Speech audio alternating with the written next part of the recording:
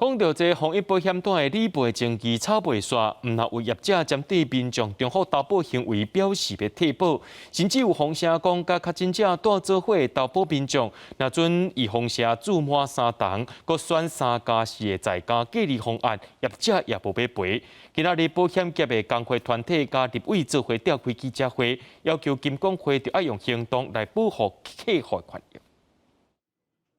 国内防疫保单的理赔争议不断，有民众接到投保的保险公司通知，针对重复投保防疫险的行为，会来甲退保。市场嘛传出有业者表示，即摆已经实施确诊者的同住者0+7免居家隔离，若有民众选择3+4居家隔离方案，会检查接诊疫苗的记录，若注满3档一封写就无要赔。我收进来以后，我的核保规定突然改变，要收件的时候，你就要应该跟客户讲清楚啊。保险公司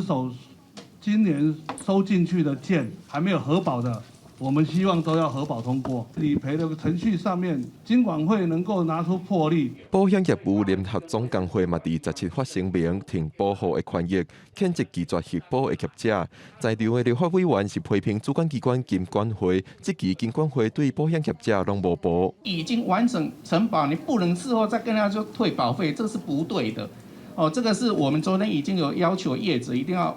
依照这个规定，0+7的那个居家那个隔离的部分，或3+4这个部分，他资料上传，他拿到这个开立的整个隔离这边就是一个证据啦。你不能再去要求说人家还要去看你的小黄卡。在场立委批评保险公司即马是无甲金管会看伫眼内，要求金管会莫阁对业者道德可肯，要有实际作为来处罚。记者郭文祥随台北报道。